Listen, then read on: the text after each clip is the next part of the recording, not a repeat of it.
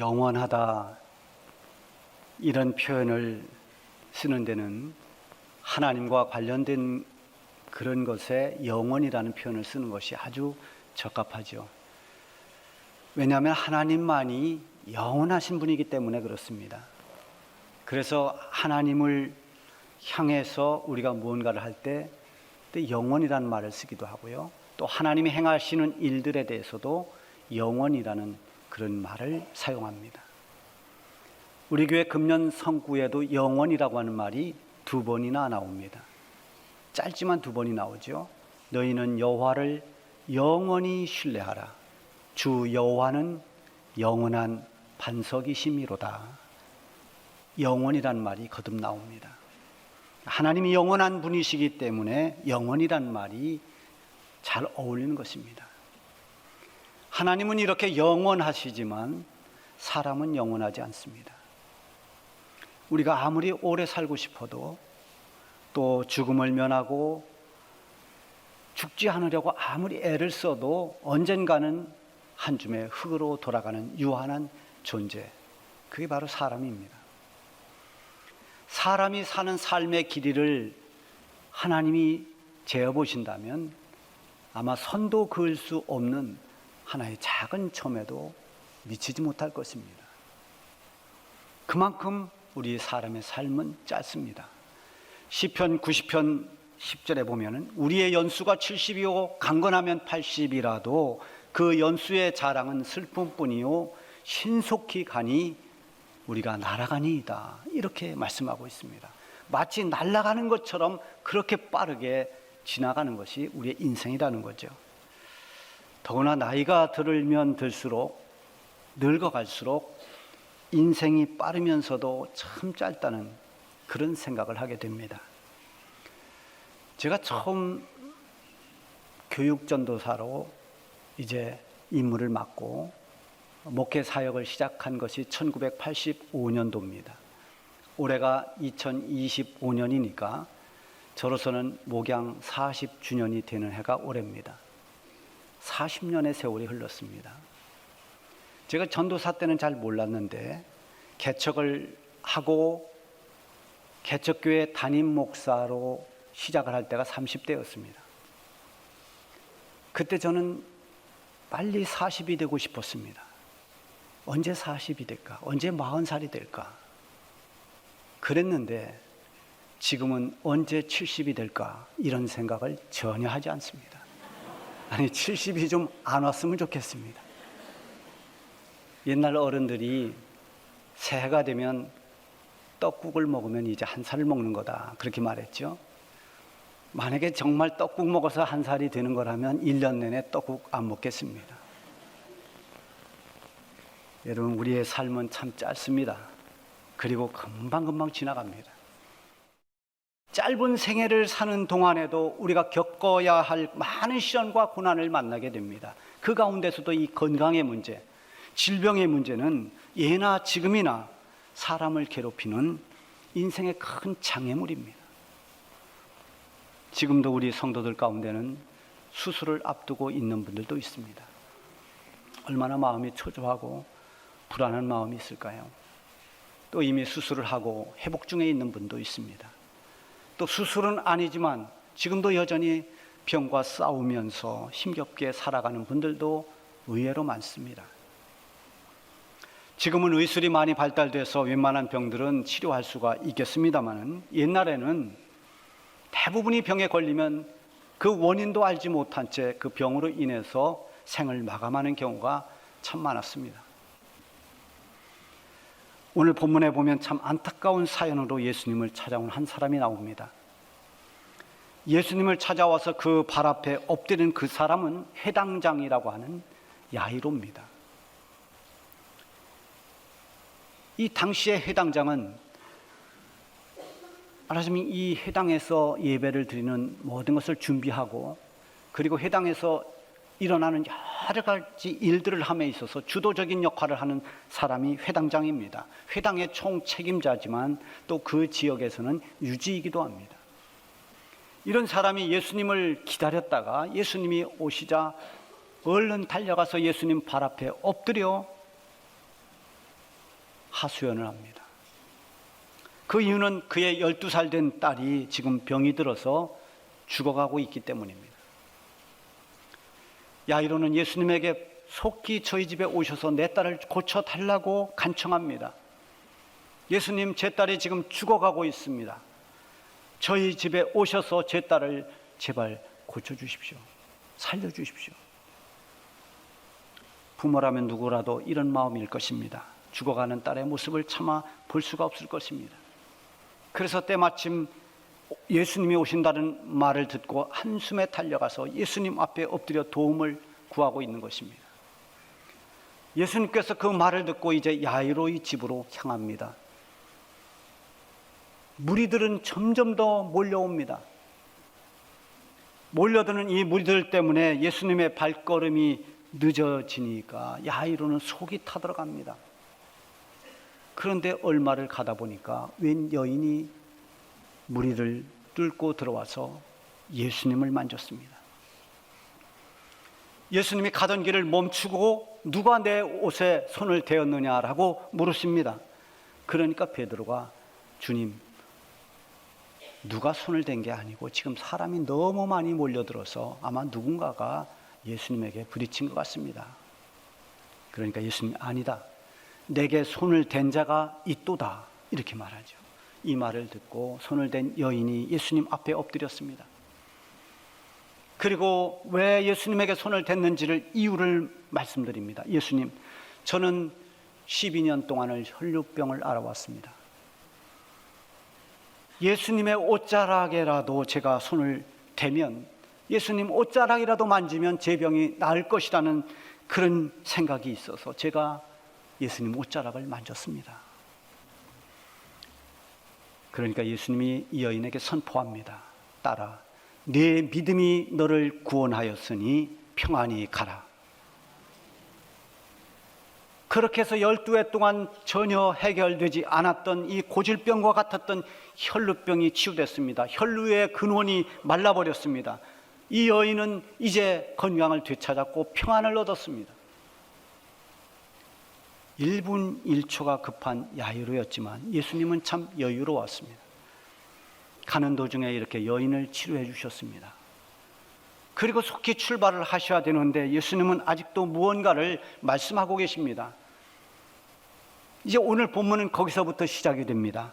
49절에 보면 아직 말씀하실 때에 회당장의 집에서 사람이 와서 말하되 당신의 딸이 죽었나이다. 선생님을 더 괴롭게 하지 마소서. 여러분, 예수님이 야이로의 집으로 가는 시간이 지연되면서 애를 태우고 초조했던 것은 야이로입니다. 그런데 이 소식을 들었을 때 그가 얼마나 절망했을까요?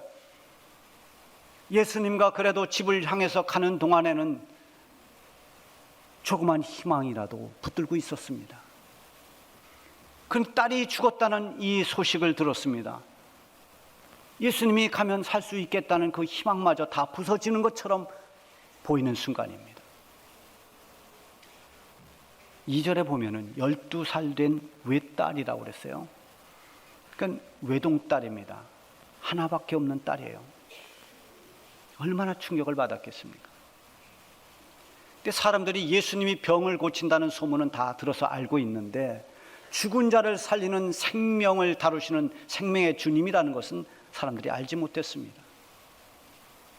그리고 그 소식을 전해준 사람들도 마찬가지로 이제 아이가 죽었으니 더 이상 예수 선생님을 괴롭게 할 필요가 없습니다 라고 그렇게 말합니다.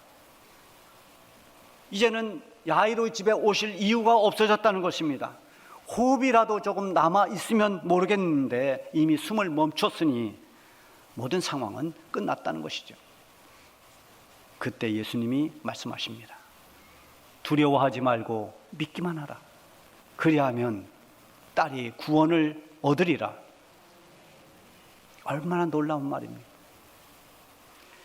예수님은 사람들이 전해준 그런 비보에 조금도 동요되지 않습니다. 흔들리지 않습니다. 놀라지 않습니다. 절망적인 이 소식에 무너져 내리는 야이로에게 단호한 어조로 말씀하십니다. 두려워하지 말고 믿기만 하라. 그러면 네 딸은 살아난다. 만일 야이로에게 믿음이 없었더라고 한다면 예수님이 이렇게 하신 말씀을 듣고 어떻게 반응했을까요? 아마 화를 냈을 것입니다. 분노했을 것입니다. 조롱하는 말처럼 들렸을 것입니다. 어설픈 믿음을 가졌더라도 마찬가지고 어떻게 되겠지 하는 이런 막연한 믿음을 가진 경우도 아마 마찬가지일 겁니다. 이제 상황이 다 끝났습니다. 분명히 죽었다고 하는데 무슨 말씀을 하시는 겁니까? 그런데 야이로는 두 눈으로 똑똑히 보았습니다. 오는 과정에서 예수님이 지체했던, 그리고 한 여인을 고쳐준 그 사건을 옆에서 목격했습니다. 왜 예수님이 이 12해 동안 혈루병 앓았던 여인을 고쳐주셨는가? 그 여인이 예수님의 옷자락을 믿음으로 손을 댔을 때 예수님이 말씀하시기를 네 믿음이 너를 구원하였으니 따라 평안히 가라, 이렇게 말씀하셨고 그 여인이 깨끗이 고침받는 것을 보았습니다. 이 여인이 고침받은 것이 네 믿음 때문이라고 말씀하시는 예수님의 말씀도 들었습니다. 이제는 자기 차례입니다. 만약에 이 사건을 경험하지 못했더라면 야이로는 거기서 절망하고 끝냈을 것입니다. 자기가 처한 이런 절망적인 상황에서 예수님이 두려워하지 말고 믿기만 하라고 한 그 말씀을 붙들었습니다. 가장 놀라고 당황하고 절망에 빠져야 할 야이로지만 거기서 상황을 끝내지 않았습니다. 더 이상 예수님에게 수고할 필요가 없으니 괴롭히지 말라고 하는 말을 들었지만 야이로는 예수님을 모시고 집으로 갑니다. 예수님을 신뢰하지 않았더라면 할 수 없는 행동입니다. 믿음은 모든 것이 끝난 것처럼 절망스러울 때에도 주님의 말씀을 믿는 것입니다. 내 힘으로 감당할 수 없는 장벽 같은 상황을 만났을지라도 주님의 능력을 믿는 것이 진정한 믿음입니다. 제가 책을 읽을 때 책갈피가 몇 개 있는데요, 그 중에 2개를 자주 씁니다. 하나는 어떤 사모님이 만드신 거예요.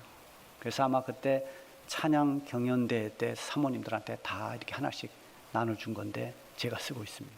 거기에는 손글씨로 직접 이렇게 써서 코팅을 해서 또 이렇게 책 고리도 이렇게 직접 만들었습니다. 거기에다가 뭐라고 손글씨를 썼냐면 맑은 날만 있지 않아요. 굳은 날도 있을 거예요. 그래도 우리 찬송해요. 이렇게 써 있습니다. 또 한 개의 책갈피는 그냥 평범한 종이 책갈피입니다. 근데 그 상단 부분에 뭐라고 써 있는가 하면 모든 끝은 시작이다, 이렇게 써 있습니다.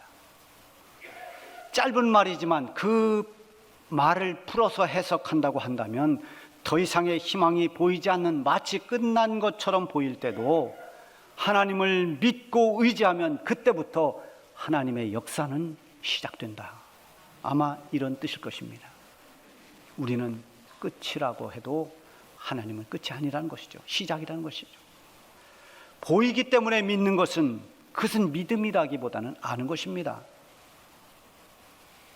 여러분이 지금 설교하고 있는 저를 보아서 목사님 지금 강단에서 설교하고 있다, 이것을 아는 것은 그건 믿음이 아니에요. 아는 것입니다. 내가 보았기 때문에. 가능성이 크고 확률이 높기 때문에 믿는 것도 그것은 온전한 믿음이라기보다는 가능성 때문에 갖는 기대감입니다. 기대가 무너질 때 동시에 믿음도 무너지면 그것은 진짜 믿음은 아닌 것입니다. 기대가 무너져도 믿음은 안 무너지는 겁니다. 예수님 제자 가운데 도마가 부활하신 예수님을 만나지 못했어요. 그래서 제자들이 도마에게 말합니다. 우리는 부활하신 주님을 만났다. 도마가 믿지 못합니다. 나는 주님의 그 못 박힌 손에 손을 넣어봐야 믿겠다라고 말합니다. 며칠 후에 예수님이, 부활하신 주님이 도마에게 나타났습니다. 그리고 도마에게 손을 내밀어 주시면서 이 손을 만져봐라. 네가 나를 본고로 믿느냐? 보지 않고 믿는 자가 복되도다. 이렇게 말씀하시죠. 여러분, 보지 않고 믿는 것, 지금 캄캄한데도 안 보이는데도 그래도 주의 말씀이기 때문에, 주님이기 때문에 믿는, 그것이 진정한 믿음인 것입니다. 하나님은 우리 믿음을 단련하실 때 우리 믿음이 견고해서 보배로운 믿음이 되도록 정금 같은 믿음으로 그렇게 단련하실 때 우리를 절망의 상황으로 몰아가십니다. 그 상황에서 과연 우리가 믿음을 가질 수 있는가? 아무것도 붙잡을 것이 없는 벼랑 끝으로 우리를 데려가시기도 합니다. 한치의 가능성도 보이지 않는 그곳에서 오직 믿음 외에는 끝났다고 절망할 수밖에 없는 그런 자리로 이끌어 가시기도 합니다. 그것이 하나님이 우리를 믿음으로 단련하시는 그런 연단입니다. 그 대표적인 사건이 믿음의 조상이라고 하는 아브라함에게서 나타났습니다. 아브라함에게 두 가지 일이 있죠. 하나는 아들을 주시겠다고 하는 약속입니다. 하나님이 약속하신 것입니다. 네 자손을 번성케 할 것이다. 그런데 번성하기는커녕 아들 하나도 없습니다. 세월이 지나도 하나님은 침묵하십니다. 이제는 아브라함의 아내 사라마저도 나이가 아이를 낳을 수 있는 나이를 넘어섰습니다. 아이를 가질 수 있는 신체적인 조건도 다 이제는 끝이 났습니다. 가능성이 없습니다. 아브라함은 크게 실망합니다. 마음의 염려와 두려움이 있습니다. 그래서 사람의 생각으로, 사람의 방법으로 여종인 하갈을 통해서 아들을 얻습니다. 그가 이스마엘입니다. 지금 아랍인들의 조상이라고 말하죠. 그런데 하나님께서 네 아내를 통해서 너에게 아들을 줄 것이라고 다시 확인시켜 주십니다. 그리고 아브라함이 100세 되었을 때 그의 아내 사라 90세 되던 그 해에 하나님께서 아들을 주셨습니다. 그가 이삭입니다. 너무너무 좋아서, 너무 감격스럽고 기뻐서 웃음이 얼굴에서 떠나지 않았습니다. 그래 아이의 이름을 웃음이다, 웃는다 해서 이삭이라는 것이 웃는다는 뜻이죠. 웃음이라고 줬습니다. 여러분, 이것을 통해서 아브라함이 얻은 것은 아들만이 아닙니다. 하나님께서는 이루시지 못할 것이 없다는 그런 전능하신 하나님이라는 것을 알았습니다. 나의 불가능이 하나님의 불가능이 아니라는 것도 깨달았습니다. 끝까지 하나님의 약속을 믿고 기다리면 하나님의 때가 될 때 하나님이 이루어 주신다는 그런 믿음을 갖게 되었습니다. 나의 끝이 하나님의 시작이 될 수 있다는 그런 믿음을 얻은 것입니다. 굉장히 차원 높은 그런 믿음을 얻게 된 거죠. 아들도 얻고 큰 믿음도 얻었습니다. 그리고 세월이 흘러서 이삭이 어느 정도 자랐을 때 그때 하나님이 다시 한번 아브라함을 테스트합니다. 아브라함아, 네 하나밖에 없는 사랑하는 독자 이삭을 데리고 저 모리아 산에 가서 이삭을 번제로 드리라. 아브라함에게 얼마나 충격적인 말씀입니까? 자기 생의 전부라고 할 수 있는 이 아들 이삭, 그 이삭을 번제로 바치라고 했습니다. 아브라함은 모든 게 다 무너지는 것과 같았을 것입니다. 그러나 아브라함은 이미 하나님에 대한 믿음이 견고했습니다. 하나님께서 준비하실 여호와 이레의 은혜를 믿고 있었습니다. 그 믿음으로 순종합니다. 절망스럽고 좌절할 수밖에 없는 그런 상황에서 끝까지 하나님을 신뢰하고 믿는 그 믿음을 아브라함이 발휘한 것입니다. 그래서 로마서 4장 18절에 보면 아브라함은 바랄 수 없는 중에 바라고 믿었으니, 바랄 수 없는 중에 믿었다. 무언가 기대하고 바랄 수 있는 여지가 전혀 없을 때 그때 하나님 말씀하셨기 때문에 믿고 그대로 행했다는 것입니다. 믿음으로 순종한 것입니다. 그래서 아브라함은 믿음의 조상이 됩니다. 예수님이 야이로의 집에 도착했을 때 벌써 사람들은 울며 통곡하고 있었습니다. 그때 예수님이 말씀하십니다. 울지 마라. 죽은 것이 아니라 잔다.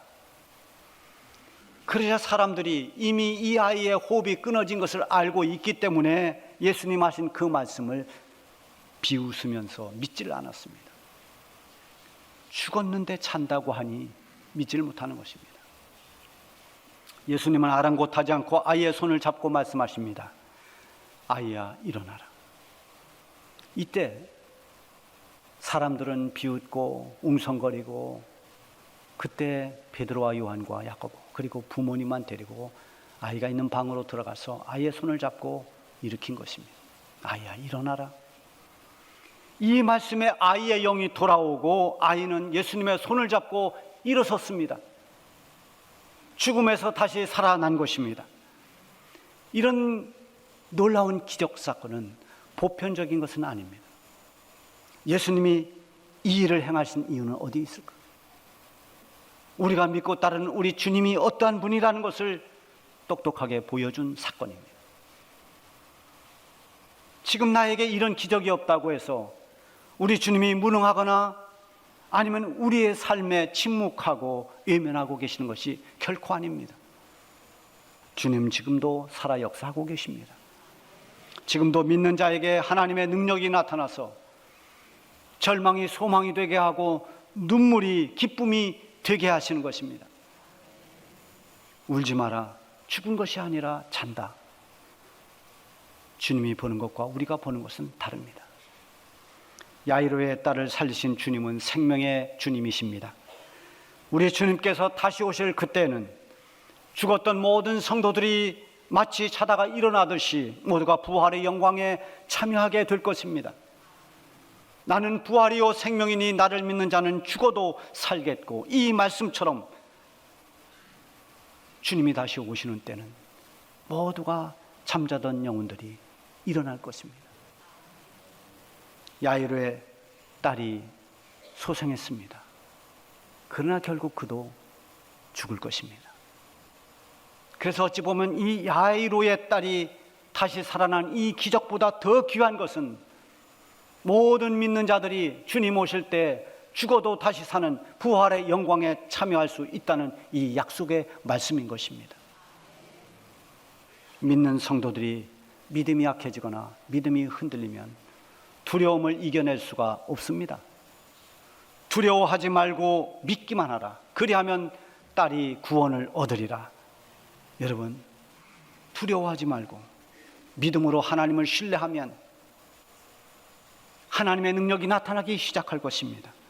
절망의 끝에서도 새 일을 이루실 하나님을 믿고 신뢰하면 그때부터 하나님이 친히 일하기 시작하시는 것입니다. 이 믿음으로 살아가시기를 바랍니다.